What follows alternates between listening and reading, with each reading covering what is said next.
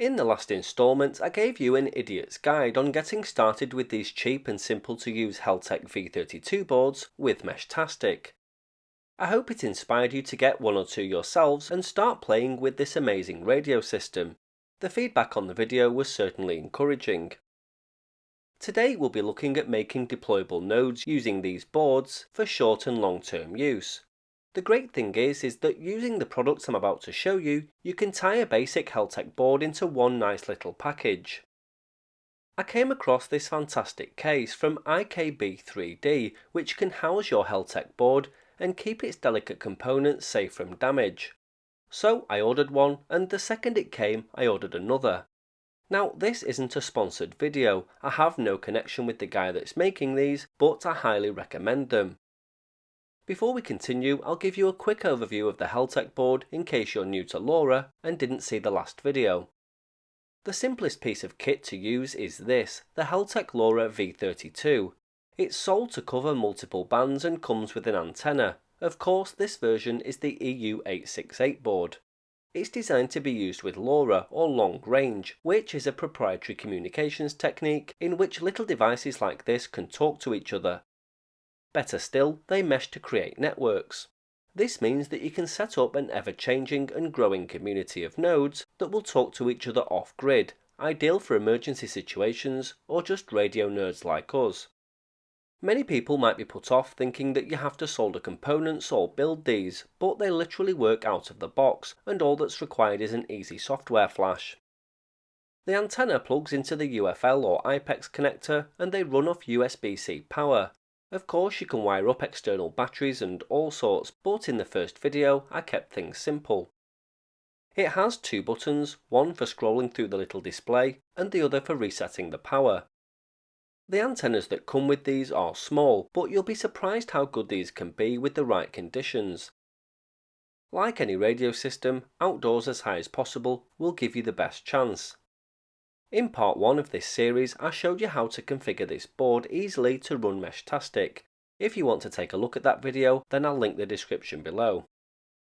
So I have one of these boards set up for my home/portable node, but they can easily be used as deployable nodes too. The idea being that it'll sit on the shack desk and communicate over a really wide area using my attic-based node which feeds a Yagi antenna. When deployed at other locations, it can help to bridge gaps in the mesh network and feed traffic to other areas. For me at home, if I see somebody 20 kilometers away on my attic node, I can communicate through that with this little desktop one. It's completely portable too, so I can just pick it up and take it anywhere. Now, I'm sure you'll agree this case looks amazing and has a really high print quality. It comes with a battery compartment in the back which is secured by a lid, so portable power is an option. It takes 18650 batteries and I always keep a stock of these so we won't be running out anytime soon. On the front is a panel with two buttons for controlling the node, and on the side is the SMA connector for attaching different antennas. I use these Wi-Fi style 868 MHz ones. There's also an option for a power switch on the front as well, and I went for another colour option with a top-mounted SMA connector. The great thing with this is that you can attach an external antenna to increase your range significantly. There's a hole in the side for the USB power socket, meaning you can power these up for more long-term applications. The plan for this node is to deploy it permanently in a third-floor apartment in central Manchester, with a view to creating more coverage in the densely packed city. The kit comes in parts with an instruction manual and takes 2 minutes to assemble, and I'm sure you'll agree it looks really good. First you slot the battery holder into place and secure it using the cover plate. The wires will come through the front ready to attach to the board. Next you can slide the SMA connector through the hole, and you even get this little 3D printed tool to tighten up the nut and secure it in place. Now you can slot the board carefully into place with the battery pack connected. And finally clip the IPEX connector onto the board.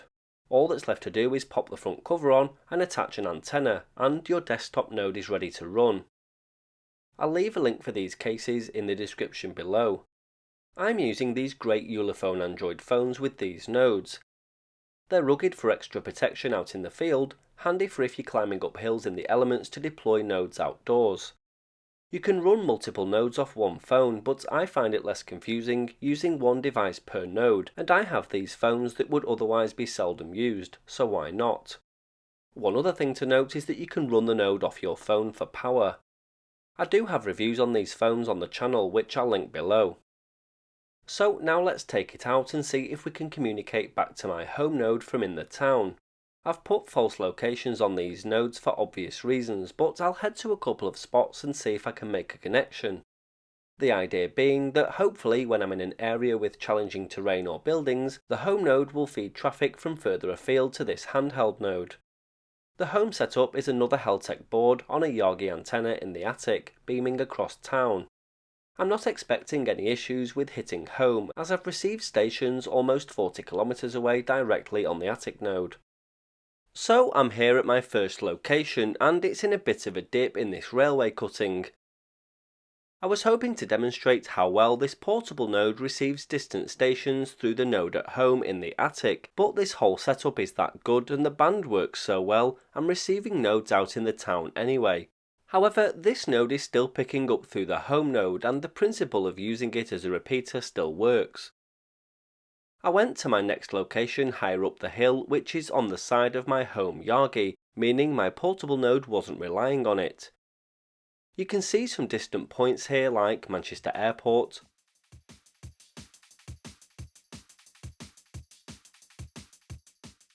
Fiddler's Ferry Power Station, or what's left of it, Central Manchester over in the Haze,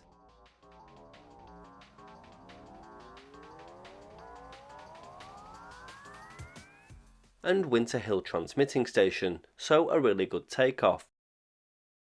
As you can see, we're picking up some distant nodes now just on the portable setup, which is amazing.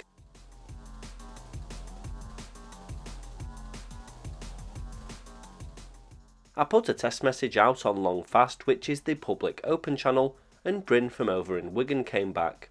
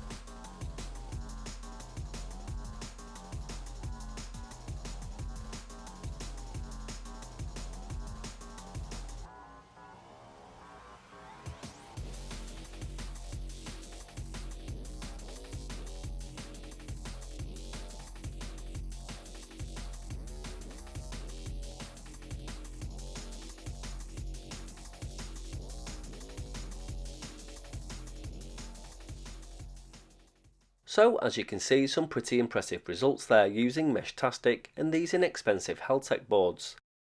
I didn't film this, but the other day I was in northwest Manchester, still receiving stations 13 to 14 miles across the city, using just the Wi-Fi style antenna on this battery powered node. The case looks great in black and red and blue and white, as I'm sure you'll agree, so be sure to check out the website where you can purchase one for yourself. I've also set up a Facebook group for Northwest UK users in order to share ideas, setups, and give one another an idea of who's around with a view to drumming up more activity in the area. If you have any questions, feel free to comment below.